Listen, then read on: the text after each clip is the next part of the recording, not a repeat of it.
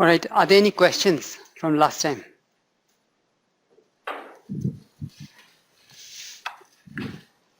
Yeah, this was right towards the end of the last lecture, right? And I just wanted to, talk about these two things a little bit more before moving on to the next topic, which is about energy considerations in biochemical reactions. Right, I don't see any marker here. Let me see if I have a marker in here. Yeah, I just wanted to elaborate on these items here. See, we said that in addition to serving as the building blocks for DNA and RNA, nucleotides can have many other functions, right? And I wanted to show you how that's possible, right? So let me just show you on the, like, see, we saw the 4 different nucleotide bases, A, G, C, and T. Okay. We also talked about what are called phosphoanhydride bonds. Okay, where 2 inorganic phosphates, they come together with the elimination of a water molecule. Okay, that produces a phosphoanhydride bond. Now, you can have something with a nucleotide, then with 3 phosphates attached to it. Okay, and that becomes a nucleotide triphosphate. That will have 2 high energy bonds between each of the phosphates, right? So the way the body is typically powered is that this triphosphate is broken down into a diphosphate, right? That's a low energy state. So when energy is needed, you break down the triphosphate to get your diphosphate, and when you need to store energy, an extra phosphate is added onto the diphosphate to produce a triphosphate. Okay, and we are going to encounter this in the next chapter too, right? But I just wanted to mention that. So for some unknown reason, nucleotides appear over there. The phosphate groups are attached to a nucleotide in those molecules which serve to store chemical energy. Then nucleotides are also found in what are called coenzymes. Coenzymes are basically carriers of energy, or they're activated carrier molecules. So let's say at a particular location in the cell, energy is being generated, right? And it needs to be stored. So to store that energy, you will take that diphosphate, add the extra phosphate group, store the energy, right? Then this triphosphate, it can move around in the cell, and then it can be transported to the place where energy is needed, and then it can be broken down to give a diphosphate, right? And release the extra energy, right? And nucleotides are also used as specific signaling molecules in the cell. And the example of that is what is called cyclic AMP. See, I talked about triphosphates, right? ATP, adenosine triphosphate. If you have an A and then 3 phosphate groups attached, that's an ATP, high energy molecule, right? The next lower energy molecule is called ADP, right, or adenosine diphosphate, where there'll be only 2 phosphate groups attached, right? If you go down even further in energy, then you're going to have a nucleotide with only 1 phosphate group attached, and that's called a monophosphate. So AMP is adenosine monophosphate, right? And I'll talk about this, again in the next chapter, today itself, right? So so if in a cell, if you have lots of ATP, right, that means the cell is in a high energy state, okay? On the other hand, if most of these molecules are in the form of diphosphates, means it's in a low energy state. If they are in the form of monophosphate, adenosine monophosphate, it means even lower energy state. Okay, so AMP or adenosine monophosphate is an indicator of the low energy status in a cell, right? And cyclic AMP is something that I will talk about a little bit later in the next chapter, but that is something that actually indicates to the cell that the energy level is very low. And so energy production has to start by burning glucose, by oxidizing glucose, all right, and other sugars. So these are the main points that I wanted to clarify. Yes, sir, go ahead.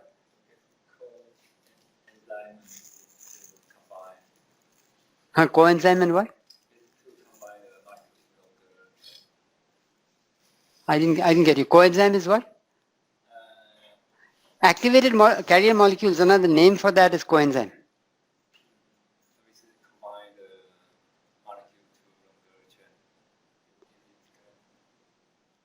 Combine a molecule to what? I didn't get you.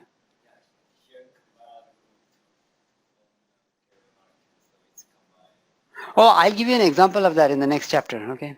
I'll give you an example, acetyl coenzyme A, I'll give you an example. So in the next chapter, these things will become clearer, but I just wanted to, make sense at this stage. That's why I'm just getting a little bit ahead and telling you that this is coming. All right, so in this chapter, what we have seen is that macromolecules, right? Because I said one distinctive property of living organisms is that they are made up of macromolecules, huge molecules, all right? But that can be built up from smaller modules, all right? So macromolecules such as polysaccharides, proteins, and nucleic acids that are found in cells, they contain a specific sequence of units that are sugars, right? Monosaccharides, amino acids, and nucleotides. And these huge molecules are formed by these smaller units getting linked together by condensation reactions, where a new unit is added to a growing chain by the expulsion of a water molecule, right? And when you have a huge molecule like this, you have lots of different kinds of interactions, right?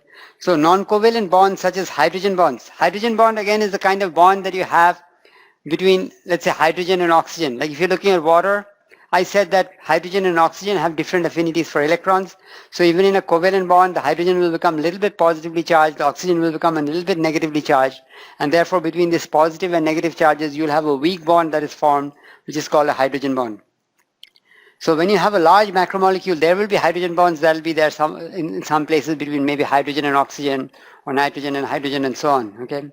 Then you will also have hydrophobic forces, because parts of that molecule might really like water, right? There might be other parts that might hate water, right? So all of these different interactions together will determine the final three-dimensional shape of that macromolecule, right?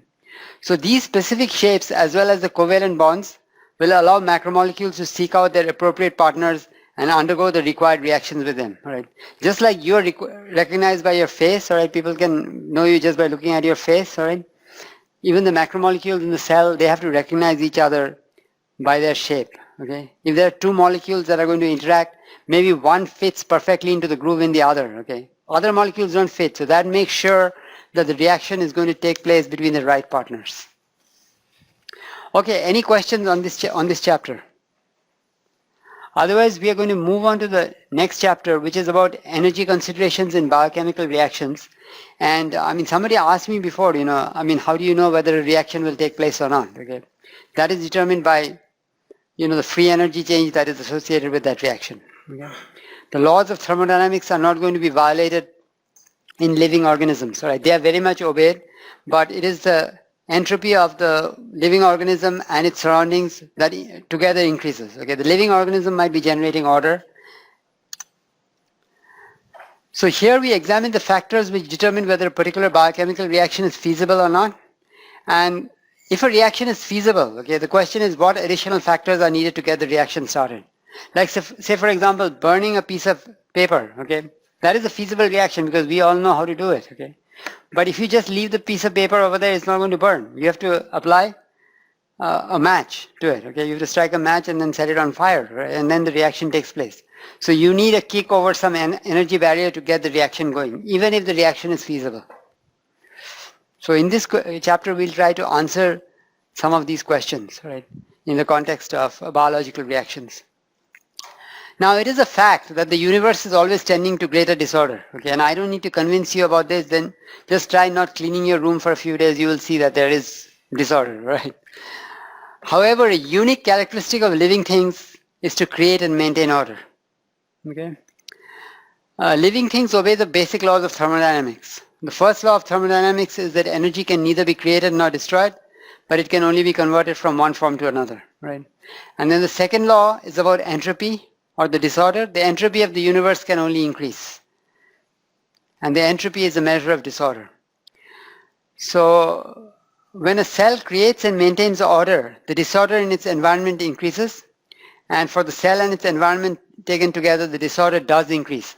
So the second law of thermodynamics is not violated by living organisms.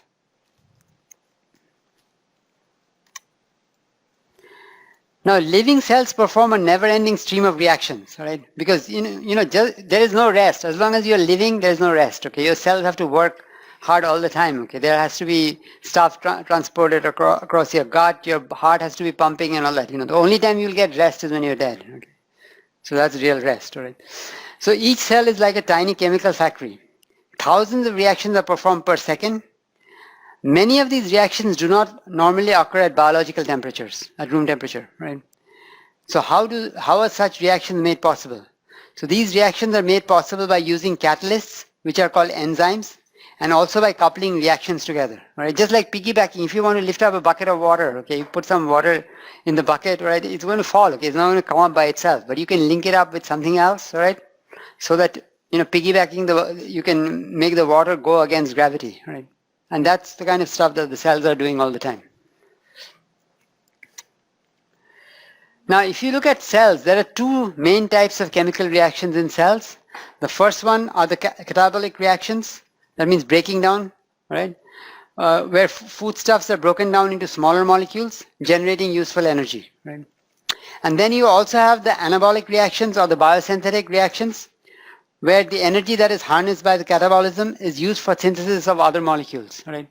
Because remember, I said that many of the reactions inside cells, when you're trying to form proteins from amino acids, you're trying to form polysaccharides from simple sugars, okay? These are energetically unfavorable reactions. They will not take place by themselves because you're trying to generate order. You're trying to make everything look a lot better than it was before, right? So the way that happens is you couple it with some other reaction. So the energy that is harnessed by catabolism is used for the synthesis of these molecules, right? And the catabolic and anabolic reactions together, they constitute the metabolism of the cell. Right? So you learned something today, right? You hear everybody talking about metabolism. Okay, what is that? That's catabolism and anabolism together. Breakdown of foodstuffs and then manufacture of the biosynthetic components.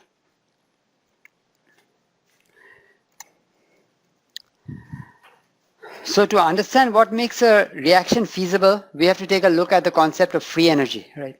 So we know about, the second law of thermodynamics that says that the entropy has to increase, okay? So entropy is basically the, measure of the disorder, okay? So with the disordered stuff, you cannot do useful work. On the other hand, you can look at free energy. Free energy is the amount of energy that is available to do useful work.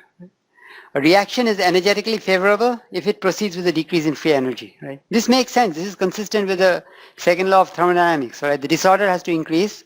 That means the free energy, the energy that is available to do useful work, that has to decrease, right? For a reaction to be plausible or energetically favorable. Cells generate biological order by coupling the biological order generating reactions, which are energetically unfavorable. Formation of proteins from amino acids, of carbohydrates from simple sugars, and then from DNA and RNA from the nucleotide units. All these are energetically unfavorable reactions. So these have to be coupled to other heat-generating reactions which are energetically favorable. Right? And releasing heat to the environment ensures that, number one, the entropy of the cell and its surroundings increases, and that biological order is created within the cell itself, even as the environment is messed up more.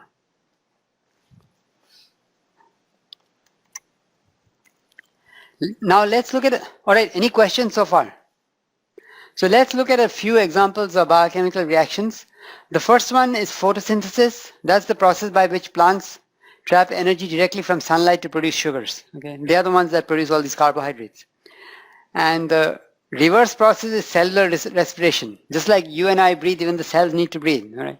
They have to oxidize carbohydrates or sugars to produce useful energy. Right, and produce carbon dioxide and water in the process. Now there are two main types of reactions that we are interested in.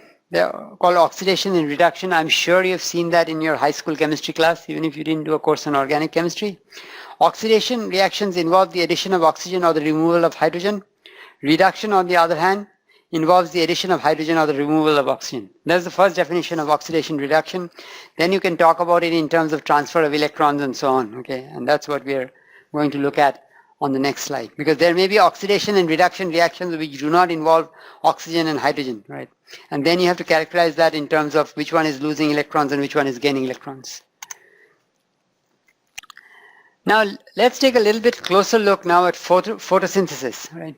Now photosynthesis occurs in the chloroplasts of plant cells, right? If you remember, the first day I drew a diagram of a typical plant cell and there was an organelle inside that's called the chloroplast. That's where photosynthesis takes place. The overall reaction for photosynthesis is the following.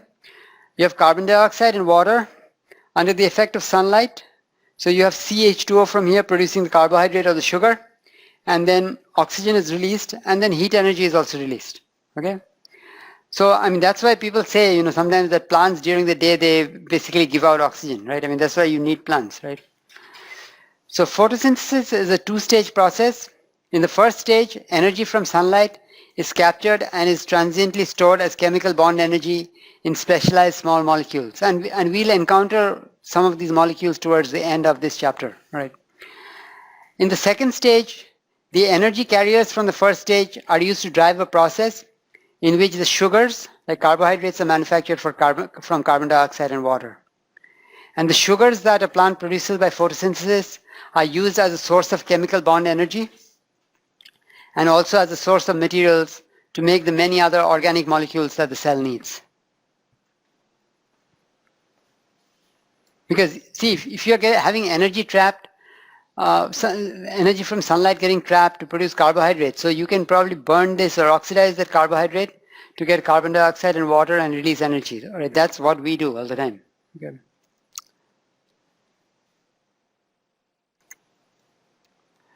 So the reverse process of photosynthesis is cellular respiration, and that takes place both in plants as well as in animals.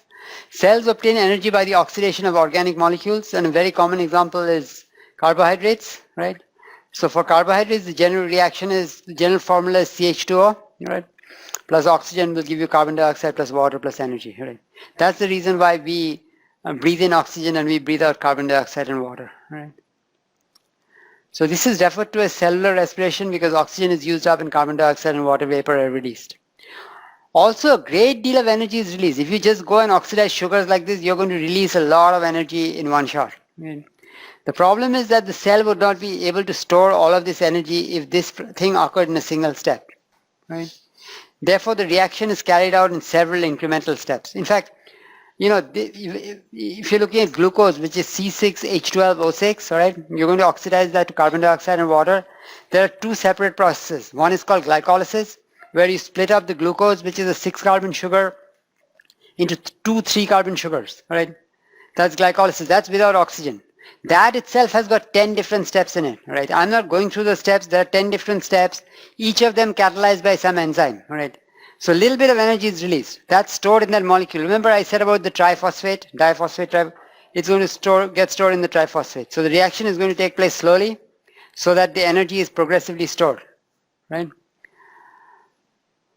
So each step results in the release of a small amount of energy, and the cell can store this energy in specialized energy carriers. In fact, about 50% of the bond energy that is stored, let's say in the sugar, will be stored in a retrievable form by the cell. And this is a highly efficient process, okay? 50% of the bond energy is stored. Guess what is the efficiency of the best automobile engine in this world? In terms of converting the energy that is there in the hydrocarbons into mechanical energy. What is the, 20%. 20%, As compared to that, the cell has got an efficiency of 50%, okay? So I think we have quite a long way to go to figure out how to do things efficiently.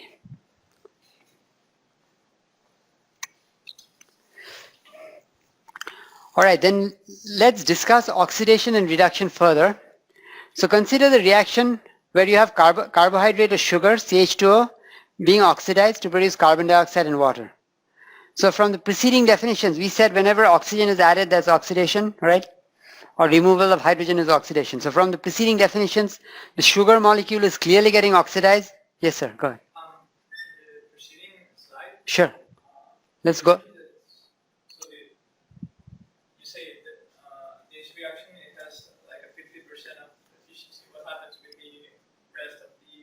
Some of it is heat and all that, right? I mean, yeah. Because the wasteful one is basically, production of heat, right? I mean, see, in your body also heat is being produced because our temperature is at whatever, 98.6, right? I mean, so some of that is needed to maintain the body temperature also, yeah. Yeah, it would be heat, but heat is not, this is useful energy, right? Because this is energy that later on it can break down those triphosphates and get that energy to keep your heart pumping, right? Right, because you need that. You need the energy for everything, even if you want to move, okay? That also energy is from the triphosphate, yeah. You need the heat also, then the efficiency is like higher.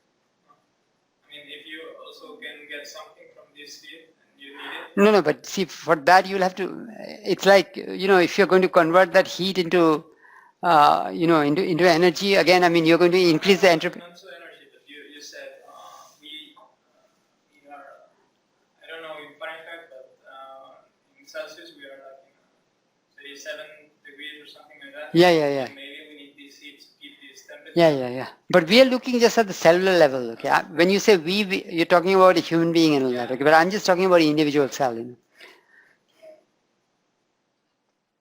And again, I mean, whether you need heat or not, that depends on the condition outside. Like today, if you step out, I don't think you need heat. If you produce less heat, you'd be better off.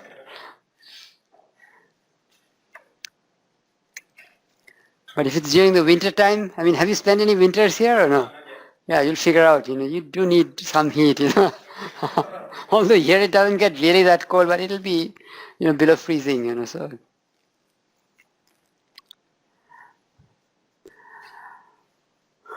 All right, now, so the carbohydrate is getting oxidized to produce carbon dioxide and water. Now, alternative definitions for oxidation reduction would involve the loss of electrons or the gain. So oxidation is the loss of electrons, reduction is the gain of electrons. So in a chemical reaction, we know that the total number of electrons wouldn't change. So whenever one compound is getting oxidized, another one will get reduced. And that's why oxidation and reduction will occur simultaneously in a reaction. And these are called redox reactions, right? Reduction oxidation reactions. Now the terms oxidation and reduction apply because, so now from adding oxygen, removing hydrogen, we've now gone to adding electrons, right? Removing electrons, right? But if you have a covalent bond, it's only sharing of electrons. There's no addition or removal of electrons. So, but the terms oxidation and reduction will apply even when there is only a partial shift of electrons between atoms that are linked by a covalent bond between different elements, right? So such a shift occurs when a carbon atom is covalently bonded to an atom with a strong affinity for electrons, for example, oxygen, right?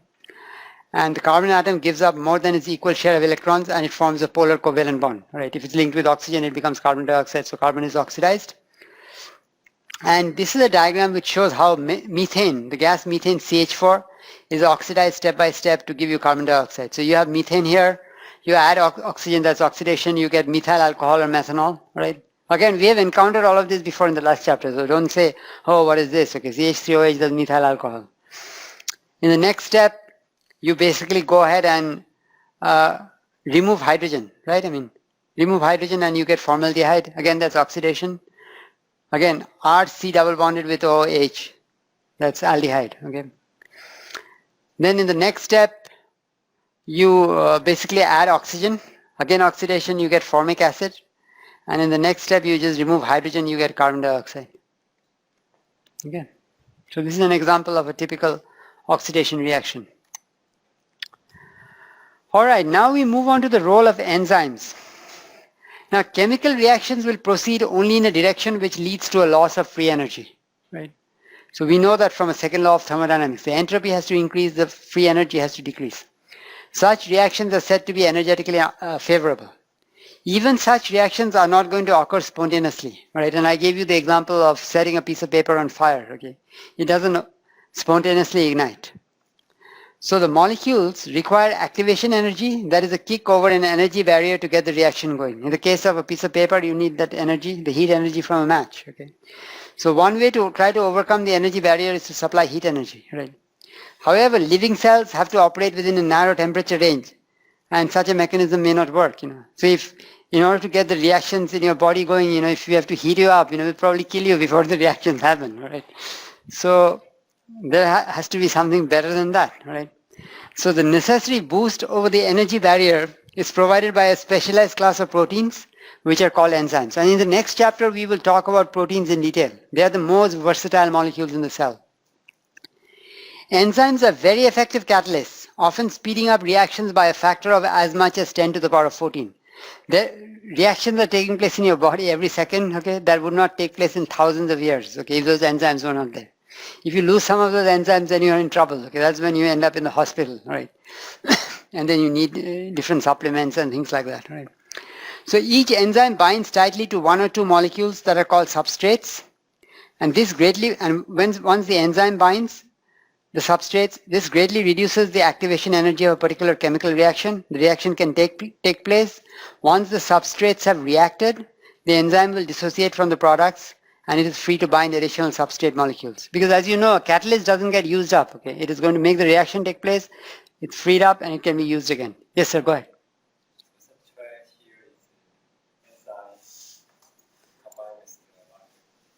No, it's the molecule that binds the enzyme. It's the thing that the enzyme acts on. Okay. Let's say there is A and B, okay, have to react together, okay. They are the two substrates. The enzyme is like the middle guy, okay. It will make the two of them react, all right. And the two of them are substrates. They will react, all right. I didn't understand. No, substrate is something that the enzyme acts on, okay.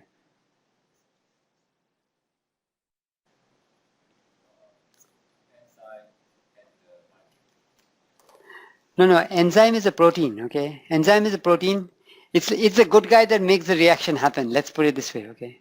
A and B want to react, okay? But there's a big barrier, okay? Right? Yeah, or maybe, if it's like two people, they don't know how to talk to each other or whatever. Some third guy comes and breaks the ice and gets them going, okay? And then leaves, okay? That person would be the enzyme then, right?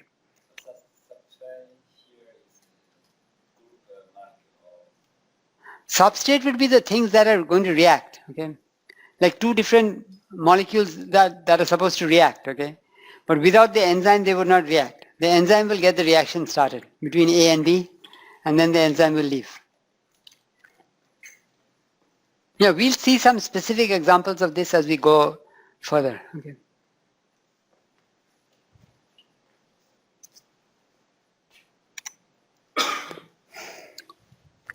Now, as I said, the enzyme is successful in lowering the energy barrier. So if you look at this reaction pathway here, and this is the total energy, right?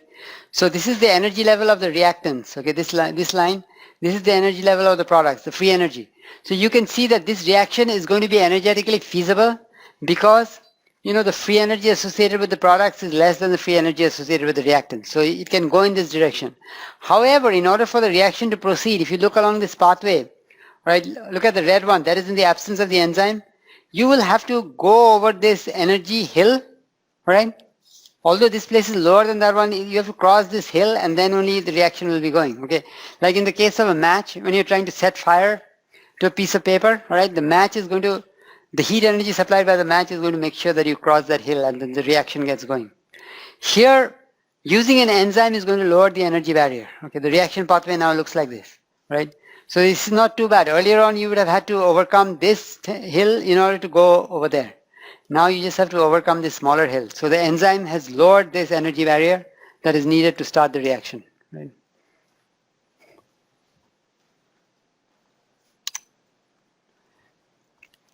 Now enzymes are highly selective and each enzyme will catalyze only a particular reaction. So by using different enzymes, a cell can regulate a number of reactions in a somewhat decoupled way, right? There might be enzyme 1 that is catalyzing reaction number 1, enzyme 2, number 2, and so on, okay? So by controlling the quantity of these different enzymes, the cell can regulate the production of different molecules. Now, enzymes find their substrates through rapid diffusion. In the cell, the things are moving around and they're diffusing, but the enzyme is going to recognize its partner with great specificity, right?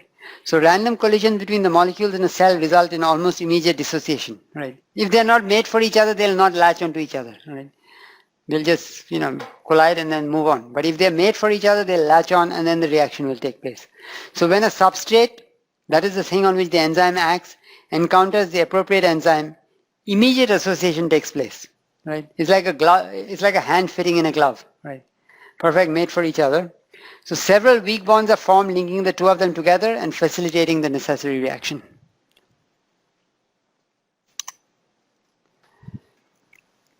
So, all right, any questions so far? So next we move on to onto a discussion of the feasibility of chemical reactions. Right? See, chemical reactions are energetically favorable if they are accompanied by a decrease in the free energy. That's the second law of thermodynamics. That is, delta G, the change in free energy is negative. Right? Now, many reactions inside cells, example, the synthesis of complex carbohydrates from sugars, these are energetically unfavorable, okay, because they are order generating reactions, okay, they would never occur by themselves, right?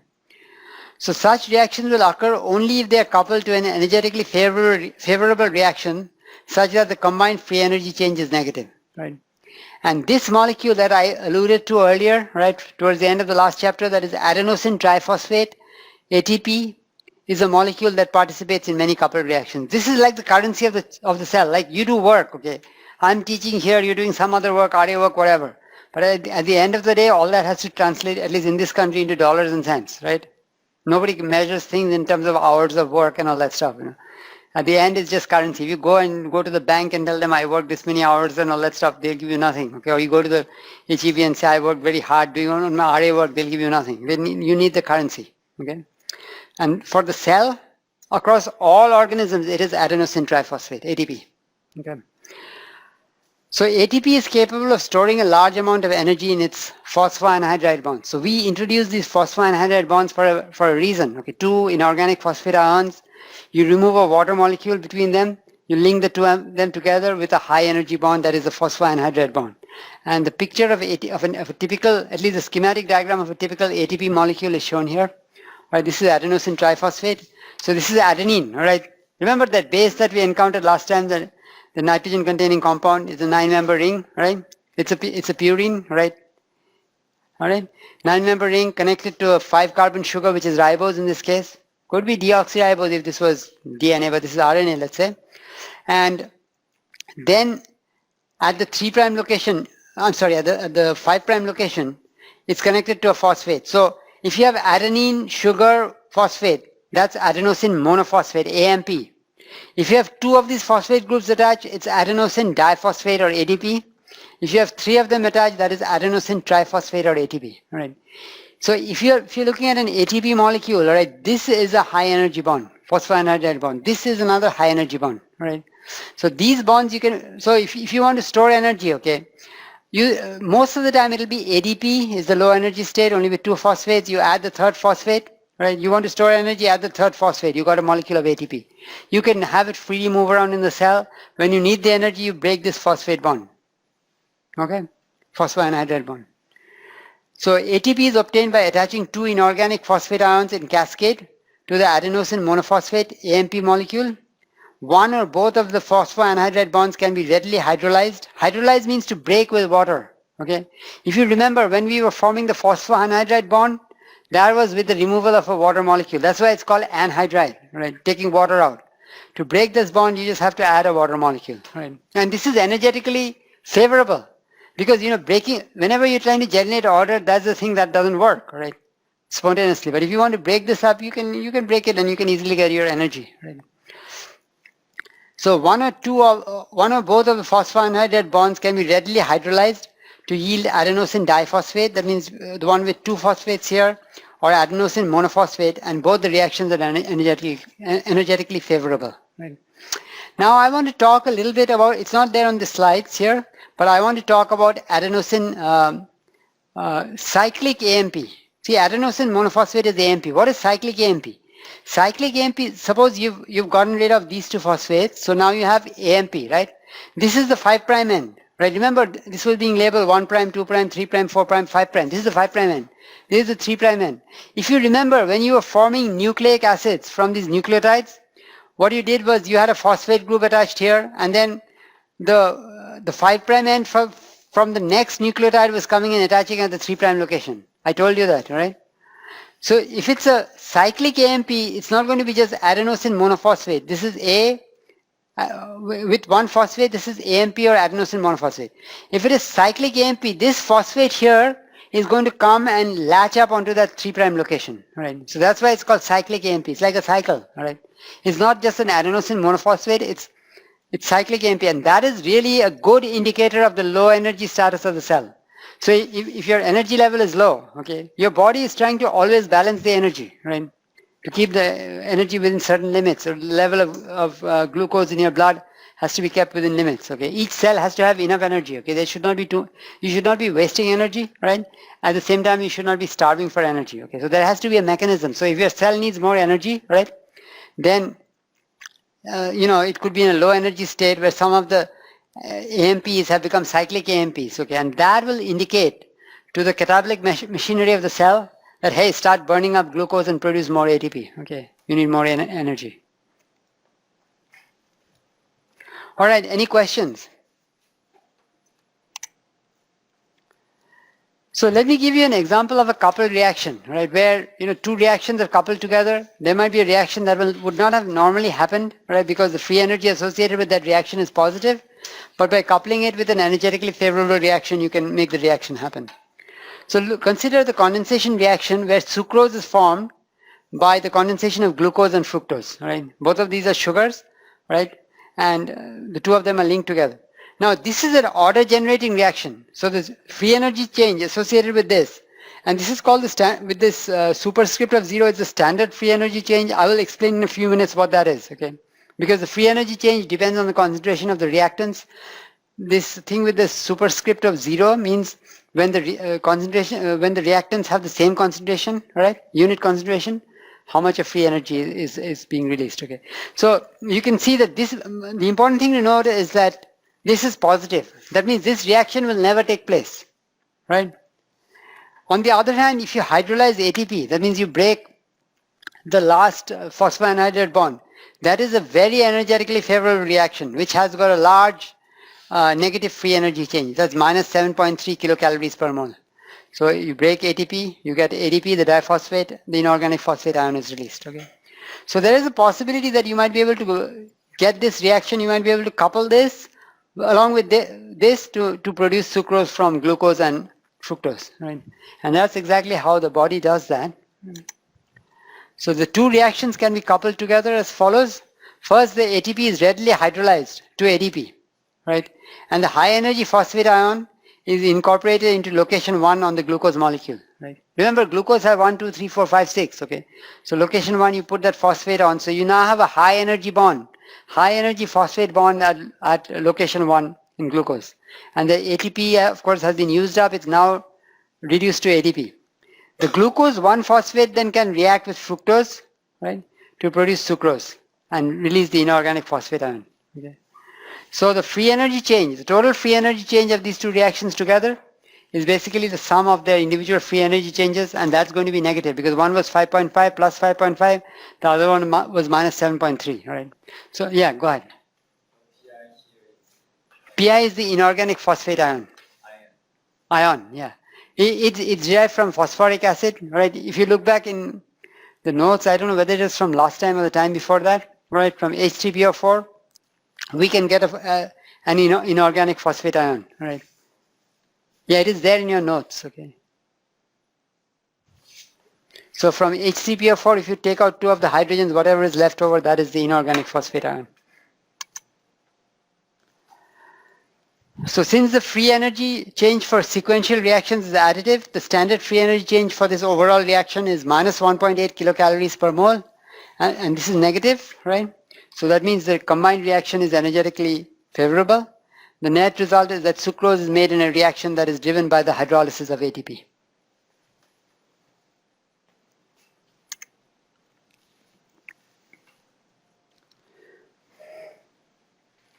All right, any questions?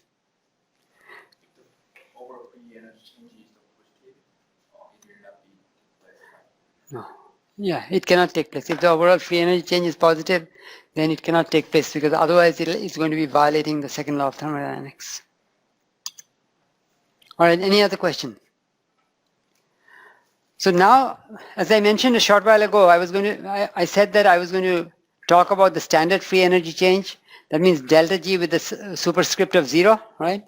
So the free energy change for a reaction depends on the concentration of the reactants, right? How much of the reactants you have, how much of the products are accumulating, and so on. So consider the simple reaction below, where you just have one reactant. A is getting transformed to B, right? So this is the reactant and this is the product. The free energy change for this reaction is given by this formula. Delta G, the free energy change is the standard free energy change, delta G G superscript 0 plus 0.616 natural log of the concentration of B, that is the concentration of the product divided by the concentration of the reactant.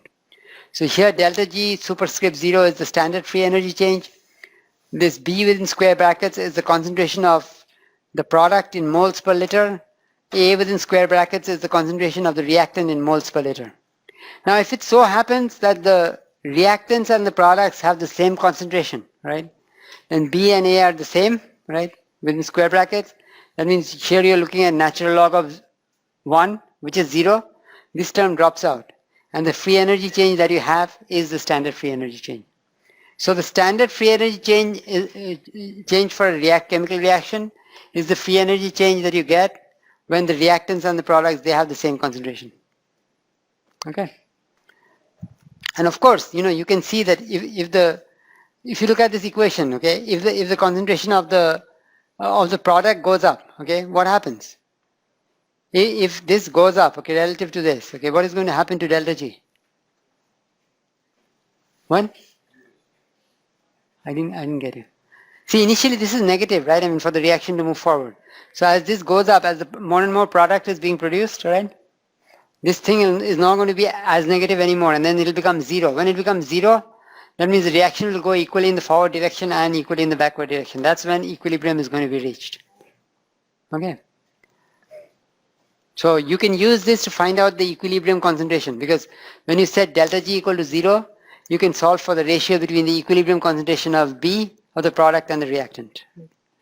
And I'm showing this only for a reaction where A is getting transformed to B, but if you have a number of things acting together also, it works the same way. Right? The rate of reaction is proportional to the product of the concentration of the reactants. Right? So at equilibrium, the concentration of the reactants and products does not change, hence delta G is 0.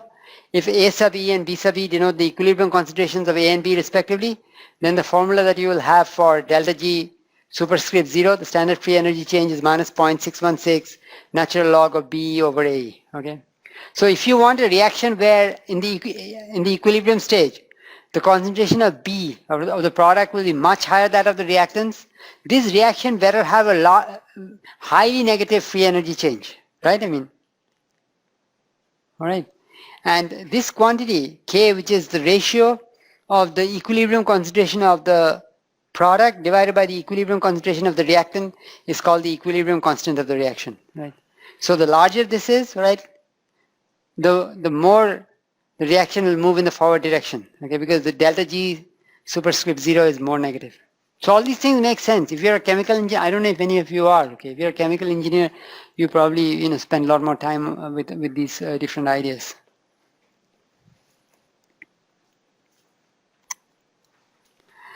Now, cells can speed up reactions in at least 2 ways, right? First, what they can do is, see, remember, if you look at this formula, right? If you look at this formula, you can see that, see this delta G0, right? That's the standard free energy change of that reaction, okay? So, as you, like, or if you look at, sorry, not the standard free energy. If you look at this one, okay, see, as the concentration of B builds up, okay, the reaction will start going slower and slower in the forward direction, right? So if you can find a mechanism whereby A is getting transformed to B, but as soon as B is being produced, you siphon it away, okay, then you will drive the reaction more in the forward direction, right? More and more, right? So the cells do that, okay, because what they can do is they can compartmentalize the product of the reaction, they can store it somewhere else, okay. So the reaction can move forward, it's not going to be impeded by the accumulation of the products. So cells can speed up reactions in at least 2 ways. Number one, compartmentalization, where they rapidly remove the products into a separate compartment. And the second way is to use the product. Instead of removing them, if you make the product immediately react with something else and disappear, that'll also work, right? So use the products of one reaction as the reactants of an immediately following reaction. And in the second case above, cells can cause the energetically unfavorable transition X to Y to occur if an enzyme catalyzing the X to Y reaction is supplemented by a second enzyme which catalyzes the energetically favorable reaction Y to Z, right? So it's a coupled reaction. And if the overall free energy change for the reaction from X to Y to Z is negative, then the reaction X to Y will proceed rapidly, although by itself it would have been thermodynamically impossible. So we are getting a glimpse of how, cells get reactions going. Yes, sir. Go ahead. Yeah.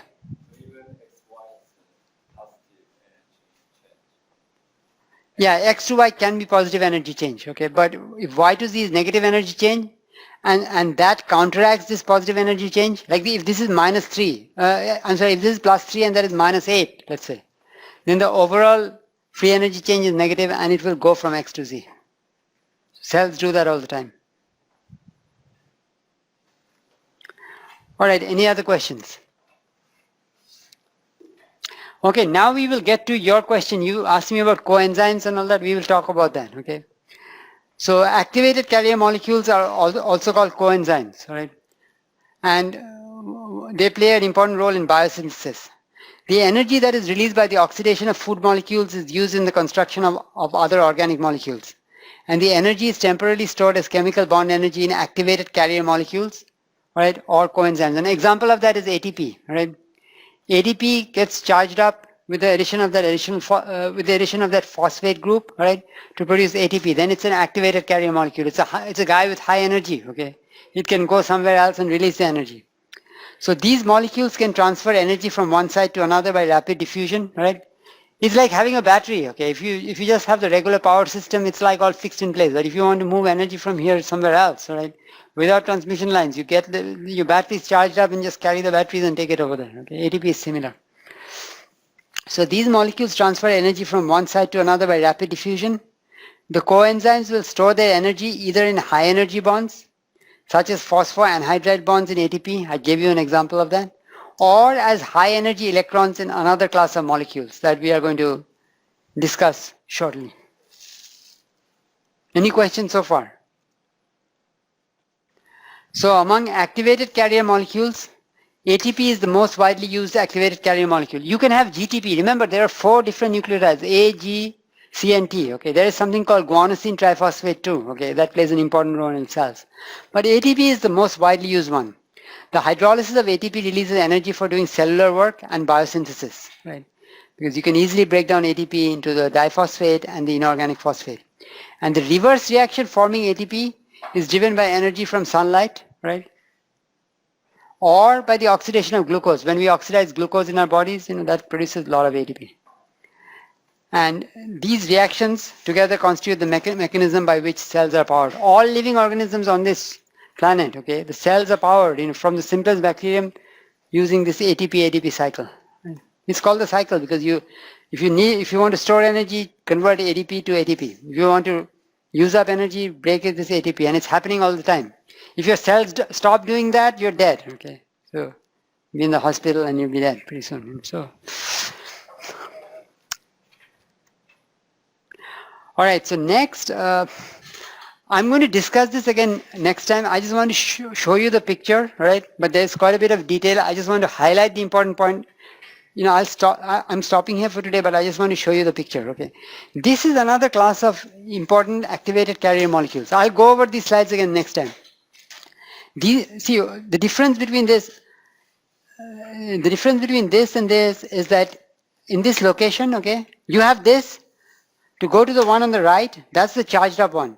You put in 2 high energy electrons, okay, to this, and you get this molecule, right? Forget about all of this other stuff.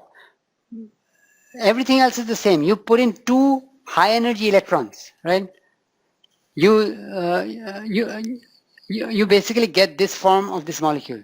So if this one has these 2 high energy electrons, that means this can supply those high energy electrons, okay, for reactions where electrons are needed. Okay. So this would be an activated carrier molecule, and I will talk about this next time. Again, in this, notice that there is a nucleotide. This has no function, right? But for some reason, in this activated carrier molecule, you have adenine, ribose, and ribose phosphate. Okay. The real function is coming from here. If you add 2 high energy electrons, right, then you get this. Okay. And this is another set of molecules that are, by not just 2 high energy electrons, by adding a proton, which is a hydrogen ion, and 2 high energy electrons, you obtain the thing on the right. Okay. And let me elaborate on this next time. The rest of it is just terminology and all that, but the important thing is that difference that you put in 2 high energy electrons. So if you have high energy electrons, you can store it in there, you can get the charged up form, right? Later on when you need some reaction, need high energy electrons, then the guy on the right can supply those high energy electrons, right? So this is one of them is called NADP and the other one is called NADPH. So I will talk about this next time. It'll take me a little bit of time, and then we'll go on to the chapter on proteins. All right. So any questions so far?